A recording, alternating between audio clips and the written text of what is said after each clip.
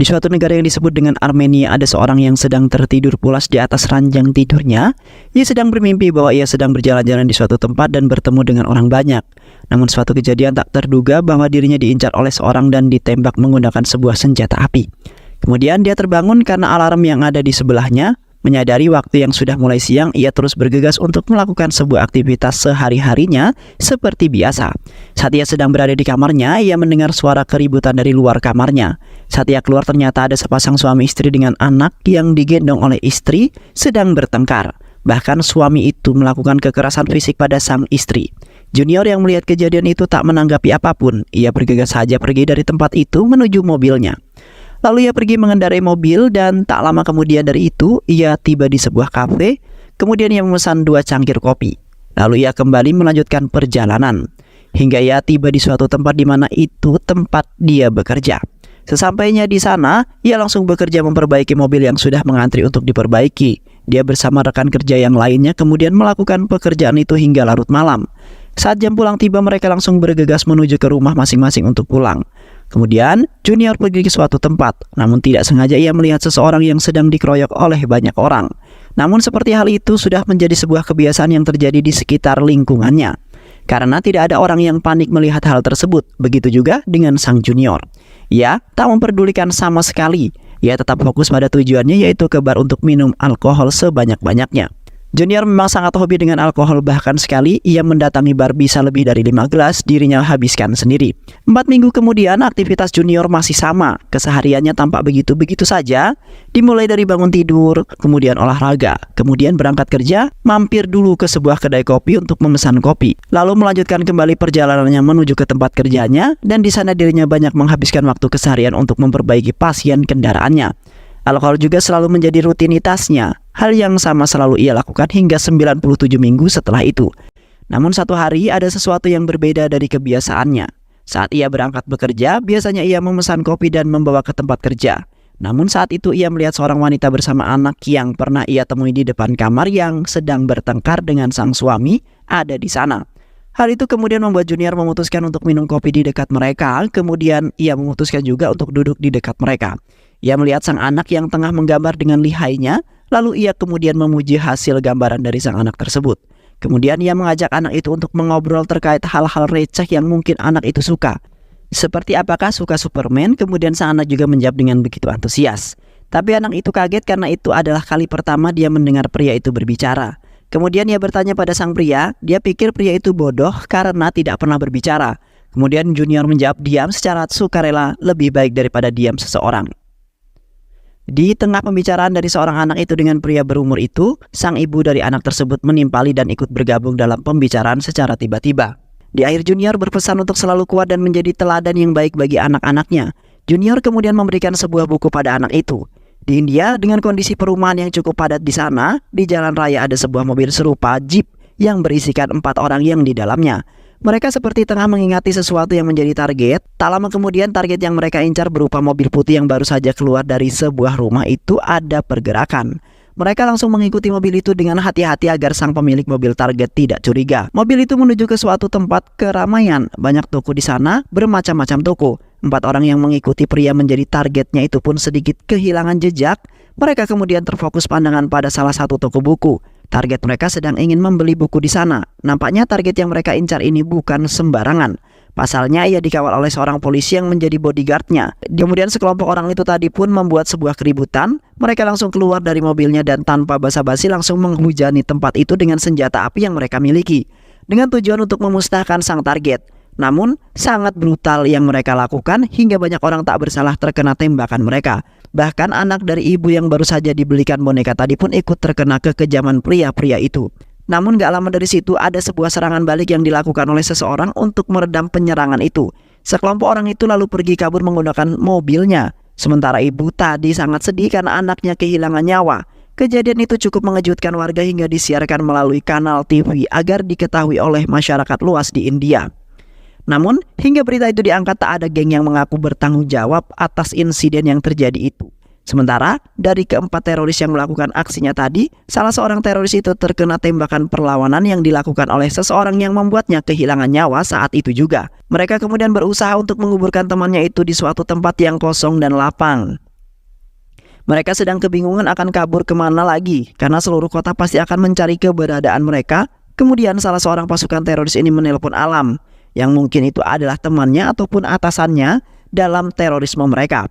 Pasukan teroris itu kemudian mengadu pada Alam bahwa ada serangan balasan terhadap mereka. Temannya yang satu itu terbunuh juga, ada yang kena di bahunya. Kemudian Alam menjawab dan sedikit menyalahkan pasukannya, bahwa katanya sudah dibilang untuk selalu waspada dengan polisi. Namun teroris itu menjawab bahwa dia bukan polisi, itu adalah seseorang yang telah mengetahui tentang hal ini. Kemudian Alam memberitahu informasi yang dirinya dapatkan itu pada seorang laki-laki yang lebih tua yang merupakan bosnya dalam hal tersebut. Kemudian bosnya berkata pada Alam untuk menghubungi DRM Saab dan bicaralah pasukan yang terluka datang. Sementara di rumah sakit masih sangat ramai berkumpul wartawan untuk mencari sebuah informasi terkait kejadian yang baru saja terjadi itu. Kemudian datang kepolisian di tempat itu. Tak banyak bicara, ia langsung pergi lagi meninggalkan wartawan itu. Kemudian polisi itu mendapatkan informasi dari anak buahnya bahwa akibat peristiwa tadi mengakibatkan 4 orang tewas dan 3 orang dalam keadaan yang sangat serius. Anak buahnya kemudian menerangkan bahwa ada seorang wanita yang gadis kecilnya meninggal di tempat tersebut. Dan tidak ada informasi yang menerangkan terkait anggota keluarga dari wanita tersebut. Bos teroris yang kemudian menonton televisi itu seketika marah kepada para teroris yang baru saja beraksi tadi. Seperti tidak ada gunanya membunuh seorang anak kecil. Polisi itu kemudian mengecek kondisi ibu dari anak yang terbunuh itu. Mereka lalu mendatangi kamarnya dengan begitu kaget. Polisi itu melihat wanita itu. Polisi itu mengatakan bahwa wanita itu bernama Samaria. Hal yang sama itu juga terjadi pada bos teroris itu. Saat melihat identitas dan foto wanita tersebut, ia sangat terkejut dan seketika menangis begitu saja. Kemudian dia sangat marah dan bertanya siapa yang telah membunuh gadis itu. Kemudian bos itu berkata pada teroris yang melancarkan aksi tadi bahwa Harry telah membunuh saudaranya, bukan orang lain. Harry yang mempunyai nama asli Hakim Sekon, ternyata yang menyerang mereka adalah Harry itu. Yang di sana dia berpura-pura menjadi pengemis di daerah sana. Kemudian bos itu berkata bahwa Harry ada di situ adalah untuk gadis ini dan ibunya. Dan ibunya itu bernama Samaria Junior. Junior adalah fighter jalanan yang sudah sangat terkenal dalam wilayahnya. Kemudian anak buah polisi itu bertanya apa hubungan dengan Junior. Lalu polisi itu menjawab apakah dirinya pernah mendengar tentang monster Frankenstein. Itu adalah senjata yang diciptakan oleh pemerintah. Dia sangat gesit dan lincah seperti singa dan berburu seperti serigala. Junior memang sangat-sangat ditakuti oleh setiap siapapun itu. Bahkan kepolisian teroris maupun pemerintah sangat segan dengan dirinya. Karena dirinya seperti binatang yang sangat buas, mampu membabi buta di saat amarah menguasai dirinya dan tak ada seorang pun yang mampu menenangkan dirinya. Tak ada seorang pun juga yang mampu selamat darinya saat menjadi sasaran amarahnya. Dan selama ini Junior tenang, hewan buas itu tenang karena gadis dan wanita ini yang menjadi alasannya, yang mampu menciptakan kelembutan pada diri Junior. Namun para teroris itu telah membangkitkan kembali amarah dari Junior. Junior akan kembali menjadi hewan yang sangat buas. Kemudian di tengah gerombolan massa yang masih menunggu di rumah sakit tempat korban dirawat itu, polisi mendapati sesuatu bahwa telah teridentifikasi panggilan keluar ke Armenia. Kemudian polisi menelpon AIG dan melaporkan hal yang sama juga, bahwa ada seorang yang berulang kali mencoba menelpon Armenia dari menara seluler ini. Kemudian polisi itu meminta AIG untuk melacaknya. Ia sangat takut jika dugaannya itu menjadi kenyataan bahwa orang yang dituju telepon itu adalah seorang Junior. Junior yang sedang ada di rumahnya itu kemudian membuka laptop miliknya dan menyetel video rekaman yang terjadi menimpa Samaria. Ternyata Junior adalah suami dari Samaria dan gadis yang terbunuh itu adalah anak dari Junior. Di saat yang bersamaan tiba-tiba polisi sampai di kediaman Junior untuk menangkap Junior. Namun sesampainya di sana Junior menyadari bahwa polisi akan mendatangi dirinya. Ia lalu kabur melarikan diri. Keberadaan Junior lalu teridentifikasi oleh para kepolisian. Ia sedang melarikan diri menggunakan mobilnya dan dirinya ternyata tengah menuju ke kedutaan Armenia untuk India, yang mana tujuan dia ke sana adalah untuk meminta izin pemerintah sana agar dia diperbolehkan untuk menyeberang ke India dan menemukan sang istri. Para kepolisian berusaha menangkapnya karena khawatir bahwa Junior akan membuat suasana menjadi lebih chaos. Karena polisi paham sekali bagaimana Junior dan bahayanya jika amarahnya telah menguasai tubuhnya. Di rumah sakit di mana tempat Samaria dirawat tengah bersiap dan melakukan penjagaan yang sangat ketat di setiap sudut koridor rumah sakit. Di saat yang bersamaan media memberitakan bahwa Junior telah ditangkap oleh para kepolisian di Kedutaan Besar India. Sementara keesokan harinya pemerintah melakukan konferensi pers untuk menjelaskan secara rinci terkait korban akibat kejadian tersebut. Kemudian pemerintah berjanji kepada masyarakat untuk menemukan secepatnya pelaku pembantaian ini dan dihukum seberat-beratnya. Kemudian wartawan yang diberikan kesempatan untuk bertanya mengambil haknya untuk bertanya.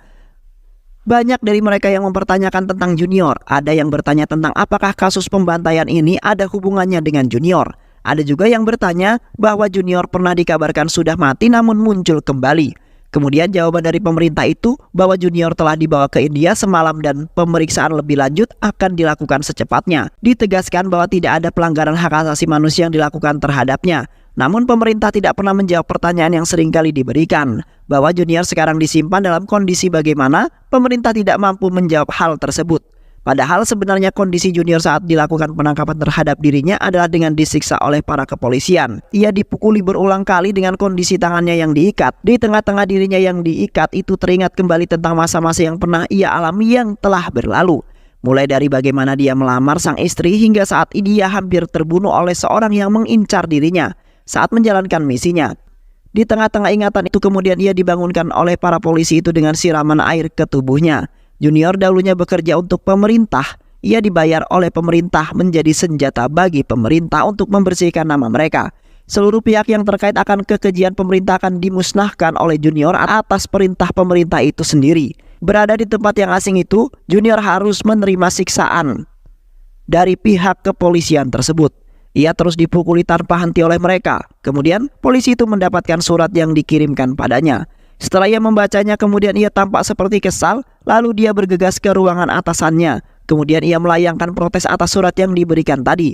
Surat itu berisi perintah untuk merawat orang tersebut yang pertemuannya harus diperintahkan. Kemudian atasannya menjawab bahwa dia adalah betul bagaimana ketidaksetujuan dirinya. Tapi kemanapun orang itu pergi ada siksaan yang lebih besar menunggunya. Kemudian surat perintah itu dituruti dan dilaksanakan. Junior dengan kawalan polisi kemudian dibawa menuju ke suatu tempat yang mana dia saja, para media sudah menyerbu dan berusaha untuk mewawancarainya. Ternyata polisi mengabulkan keinginan Junior, yaitu dia dibawa ke mana anaknya yang akan dimakamkan. Kemudian dia bersimpuh di dekat peti sang anak. Ia menangis terseduh-seduh hingga air matanya bercampur dengan air hujan yang kebetulan saat itu cuacanya sedang hujan. Istrinya juga sangat sedih dan menangis melihat anaknya yang tewas. Dia juga sangat merindukan Junior yang sudah lama tidak bertemu. Hari itu menjadi salah satu akhir dari penantian panjang dirinya untuk bertemu Junior. Sejenak mereka melepas rindu dengan saling bercengkrama dan mendekap dalam pelukan. Kemudian Samaria dibawa lagi oleh pihak kepolisian. Kemudian Samaria mendapatkan motivasi sedikit dari polisi perempuan yang berada di sebelahnya. Dan dia juga mengatakan bahwa Junior tidak akan lepas dari penjara sekarang. Maka dari itu lupakan dia. Masih dengan raut kesedihan Samaria, ia begitu terpukul akibat kematian buah hatinya karena dia begitu menyayanginya. Di tengah perjalanan, Junior yang dikawal ketat oleh pasukan kepolisian yang bersenjata lengkap, saat tujuan akan sampai dalam waktu 5 menit lagi ke pengadilan tinggi negeri, Junior melawan mereka. Ia melakukan penyerangan yang cukup merepotkan para polisi tersebut. Hasilnya Junior mampu untuk mengalahkan mereka meski kondisi tangan yang masih terborgol. Kerusuhan yang terjadi di dalam mobil menyebabkan mobil itu berhenti dan menyadari hal tersebut. Kepolisian semuanya berhenti dan menyergap mobil yang ditumpangi oleh Junior. Di sisi lain, sang istri yang masih curhat dengan polisi di sampingnya itu mengatakan bahwa Junior saat ini berada dalam titik kesedihan yang amat mendalam lebih daripada apapun. Satu momen borgolnya putus dan dia berhasil dengan leluasa untuk bergerak. Kemudian dia berhasil mengalahkan semua pasukan dan mengambil senjata api dari pihak kepolisian tersebut. Kemudian Junior terbebas dari para polisi itu. Kemudian kepala pasukan yang memerintahkan untuk melakukan pengawal terhadap Junior itu meminta maaf kepada atasannya karena timnya gagal dalam mengawal Junior dan membuat dirinya berhasil melarikan diri. Raut kekecewaan tergambar jelas di wajah atasannya. Ia berkata seluruh negara akan menertawakan hal ini. Kemudian kepala pasukan tadi berjanji akan menemukan Junior dalam waktu 48 jam. Junior yang sedang berada di persembunyiannya kemudian melihat kedatangan Harry dari CCTV. Saat Harry masuk, ia kemudian langsung menyerang Harry tanpa alasan. Harry meminta maaf kepada Junior karena dirinya gagal menjaga istri dan sang anaknya. Ia memberikan pistol untuk Junior untuk menembaknya. Namun Junior melupakan semua kekesalannya. Ia telah memaafkan Harry. Kemudian Junior berkata bahwa dirinya ingin pulang ke rumahnya. Junior kemudian pulang ke rumahnya yang pernah ia tempati bersama sang istri dan anaknya. Sekejap ingatannya tentang sang anak kembali berputar di alam khayalnya. Ia kembali mengingat-ingat lagi momen di mana sang anak dan istrinya sangat bahagia dengan dirinya. Bersama-sama dengan wajah yang ceria, begitu sedih wajah dari Junior. Malam harinya, kemudian Junior meneliti lagi kejadian yang terjadi di tempat itu yang menewaskan anaknya. Ia mencoba melihat dengan sedetail mungkin kejadian itu. Kemudian ia menemukan seseorang yang menjadi target untuk dicari tahu identitasnya. Junior adalah korban dari keganasan pemerintah yang mana pemerintah yang dalam kondisi terdesak waktu itu mengkambing hitamkan Junior dan membuatnya seolah-olah dirinya menjadi seorang penjahat. Pemerintah saat itu meyakinkan media, lalu media menyebarkan berita itu membuat dunia yakin bahwa Junior adalah penjahat. Salah satu alasan kepolisian menangkap dan menahan Junior diam-diam adalah untuk memenuhi tuntutan dari warga agar Junior ditangkap, serta agar Junior tidak membocorkan kejadian yang sebenarnya kepada publik. Kemudian Harry yang sedang berada di suatu kafe sedang mengintai salah seorang petugas kepolisian yang sedang menikmati makanan. Ia kemudian memberitahu Junior akan targetnya tersebut. Junior kemudian datang. Target itu seperti sudah sangat mengenal Junior dan Harry. Lalu polisi itu mengaku setelah diancam oleh Junior dan Harry bahwa dia dibayar lebih untuk tidak menjaga keluarga Junior. Ia kemudian bercerita lagi bahwa di saat itu bersama tuannya 2 hari yang lalu ia mendapatkan telepon dan ditawari banyak orang. Lalu dirinya diberitahu untuk membawanya ke pasar, di mana itu adalah tempat kejadian dan menyuruhnya untuk meninggalkannya di pasar. Orang yang sedang diinterogasi oleh Junior dan Harry itu adalah seorang yang mengawal target teroris itu. Teroris itu gagal membunuh targetnya, namun dirinya berhasil membunuh majikannya karena uang yang ditawarinya sebelumnya. Kemudian Harry bertanya siapa yang memerintahkan dirinya untuk melakukan kekejian dan pengkhianatan itu. Kemudian orang itu menjawab bahwa Hawa Singh yang telah menyuruhnya. Hawa Singh yang tengah berbincang bersama rekan-rekannya yang sedang membicarakan masalah politik. Nampaknya Hawa Singh adalah salah satu orang elit di dunia politik negara tersebut. Di tengah-tengah obrolan mereka kemudian anak buahnya tiba-tiba membisikkan sesuatu yang cukup membuatnya kaget bahwa ASO telah dibunuh. Kemudian polisi memeriksa ASO yang terbunuh. Polisi telah menduga bahwa hal tersebut adalah ulah Junior. Junior dan Harry kemudian bergegas menggunakan mobilnya menuju ke tempat perayaan puja, di mana di sana ada Hawa Singh yang menghadiri perayaan tersebut. Sesampainya di sana Junior dan Harry langsung disambut dengan penyerangan terhadap mereka. Namun seperti biasa, Junior memanglah tidak bisa dihentikan. Ia terlalu kuat bagi siapapun, meskipun lawannya menggunakan senjata sekalipun. Begitu juga dengan Harry, ia berhasil mengalahkan banyak pasukan mengawal acara itu. Sampailah Junior di tengah-tengah tempat perayaan tersebut. Tanpa ada rasa bersalah, dia menerobos melewati tengah-tengah segerombolan orang itu. Kemudian menemui Hawa yang sedang berada paling depan. Namun pengawal Hawa tidak sampai di situ saja. Terus bermunculan dan menyerang Junior. Akhirnya habislah pasukannya. Kemudian Junior dan Harry datang menemui Hawa. Hawa kemudian basa-basi terhadap Junior dan Harry. Ia mengucapkan turut berduka cita terhadap keluarga Junior yang meninggal. Hawa kemudian berusaha meyakinkan Junior untuk tidak membunuh dirinya. Hawa juga menjelaskan secara rinci kejadian yang sebenarnya terjadi. Ia menjelaskan bahwa ia tidak ada maksud sama sekali untuk membunuh keluarganya. Ia hanya mengincar targetnya saja. Kemudian ia berbicara bahwa jika Junior membunuhnya, itu tidak akan membalaskan dendamnya. Tapi jika dia pergi ke Georgia, maka dendamnya akan terpenuhi. Kemudian Hawa menceritakan tentang Edward, adik laki-laki Edward. Dia mempersembahkan gadis itu kepada pangeran sebagai hadiah dan keseluruhan permainan disaksikan oleh saksi dan game ini dibuat untuk membunuh Edward. Kemudian saat menjalankan rencana tidak sengaja keluarga Junior yang terbunuh. Kemudian Hawa menjelaskan lagi bahwa dirinya adalah seekor anjing yang mengikuti perintah dari komandan. Harry pusing dengan bacotan Hawa. Ia kemudian menodongkan senjata pada Hawa, namun dihalangi oleh Junior. Kemudian Hawa disuruh untuk menelpon Baba. Kemudian Hawa berkata pada Baba bahwa baru saja dia melakukan kesalahan. Kemudian Baba menjawab korban yang meninggal bukan istrinya. Biarkan gadis lain yang berbicara. Mendengar pengakuan dari Baba membuat Junior dibangkitkan lagi oleh amarahnya. Ia langsung menembak kepala Hawa yang membuatnya mati di tempat. Baba yang masih terhubung dengan telepon itu kaget dengan suara tembakan di teleponnya. Junior kemudian pulang ke rumah dan bertemu sang istri. Istrinya bertanya apakah belum selesai.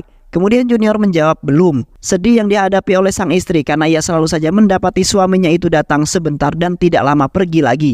Dan pergi lagi. Istrinya itu kemudian mengingatkan Junior bahwa anaknya itu terus menanyakan satu hal, yaitu kapan ayah pulang. Pengakuan dari sang istri membuat Junior merasa terpukul karena muak dengan Junior, ia terus pergi entah kemana. Sang istri memberikan syarat pada Junior bahwa dirinya hanya boleh pergi sekali ini lagi tanpa membunuh siapapun itu. Kemudian Junior mengiyakan janji itu dan setuju dengan apa yang dikatakan oleh istrinya. Esok harinya Junior pergi ke sebuah dermaga untuk menaiki kapal. Ia pergi menyeberang ke Georgia. Kemudian Junior dijemput oleh temannya yang dibawa oleh temannya itu ke rumah. Junior melihat keluarga temannya itu yang sangat harmonis. Ia melihat anaknya yang begitu ceria dan istrinya yang selalu mendampingi dirinya. Anaknya kemudian terlihat sangat senang dengan keberadaan Junior hingga ia mampu bermain dan tidur di pangkuan Junior. Hal itu tentu mengingatkan Junior pada putrinya. Kemudian Junior dan teman-temannya itu berbicara empat mata. Junior bercerita tentang tujuannya ke sini bahwa ia ingin menemui dan melenyapkan seseorang yang bernama Edward. Kemudian temannya menceritakan tentang Edward bahwa dia adalah seorang yang telah membeli kebiadaban. Dia mampu didefinisikan sebagai kejahatan. Perdagangan narkoboy, amunisi ilegal, dan lain sebagainya juga menjadi kejahatan material yang dilakukan oleh Edward. Esok harinya lagi Junior terus melihat kemesraan dari temannya dengan sang anak yang terus menumbuhkan kembali memori kebahagiaan yang pernah dirasakannya sebelum sang anak meninggalkannya. Sementara itu Samaria terus didatangi wartawan yang membuatnya muak akan hal tersebut. Sementara Junior terus berlatih fisik dan berlatih menembak untuk mempersiapkan rencananya, yaitu melenyapkan Edward. Ia terus berlatih dengan keras dan merencanakan dengan sematang-matangnya, sambil sesekali Junior dan temannya itu memantau langsung pergerakan Edward dan menandai orang-orang terdekatnya, serta mencari segala informasi yang berkaitan tentang mereka. Cukup lama bagi Junior, ia membutuhkan waktu berhari-hari untuk melancarkan rencananya. Kali ini ia tahu bahwa lawan yang dihadapinya saat ini bukanlah sembarangan. Dengan bayangan sang istri yang selalu bergema di hatinya yang menjadi semangatnya terus berkibar. Tibalah di mana rencananya mulai mereka lancarkan. Junior dan temannya yang mengikuti pergerakan adiknya Edward mulai dari bar hingga ke rumah pribadinya. Junior berhasil lolos dari kepungan beberapa pasukan pengawal adik Edward hingga dia mampu berhadapan langsung dengan adiknya Edward dan membunuh adik Edward melalui tangannya sendiri. Kemudian Edward dan anak buahnya datang mengecek kondisi adiknya Edward, memeriksa rekaman yang mereka dapatkan, dan mereka mendapati bahwa pembunuhnya adalah Junior. Di rumah teman Junior, pasukan dan Edward itu datang ke rumahnya, dan mereka kemudian mengepung rumah itu untuk melakukan perlawanan. Anak dari teman Junior ini berhasil dibawa oleh mereka, sementara teman Junior sendiri terbunuh oleh pasukan Edward. Dan Edward berhasil membawa Junior ke hadapannya. Edward yang mempunyai bisnis penjualan anak yang sudah sangat besar kemudian mengancam Junior untuk menjual anak temannya itu. Junior tak gentar dengan ancaman itu. Dia juga mempunyai ancaman atas rekaman video yang didapatkan dengan menyekap anak buahnya Edward. Kemudian Junior membawa Sarah, anak temannya itu, pulang. Sementara Edward memerintahkan anak buahnya untuk mengikuti dan membunuhnya. Kemudian kejar-mengejar terjadi antara pasukan Edward dengan Junior. Akhirnya Junior berhenti dan menyuruh Sarah untuk tetap berada di mobil. Ia berjanji pada Sarah untuk kembali tak lama setelah itu. Kemudian Junior dengan gagahnya memakai segala peralatan yang memang sudah ia persiapkan untuk menghadapi pertempuran dengan pasukan Edward tersebut. Ia memakai baju anti peluru dan segala senjata api yang ia punya di bawahnya. Pasukan Edward langsung mengepung markas dari Junior. Pergerakan Junior juga tidak terdeteksi oleh pasukan Edward, sementara banyak jebakan juga dalam markasnya yang telah Junior persiapkan. Kemudian Edward dan pasukannya gelombang berikutnya masuk ke dalam markasnya tersebut. Masih belum ada noda bagi Junior di tubuhnya, namun pasukan Edward berhasil menemukan Sarah. Ia kemudian berusaha membawa Sarah, namun hal itu tentu diketahui oleh Junior. Ia kemudian berhasil menyerang dan menghajar semua pasukan Edward yang berada di dekatnya. Meskipun ia beberapa kali terkena sebuah tikaman pisau, ia masih sangat gagah untuk itu. Dengan menggunakan shotgun, akhirnya Junior mampu mengalahkan semua pasukannya. Tak lama dari itu polisi datang menyerbu markas Junior.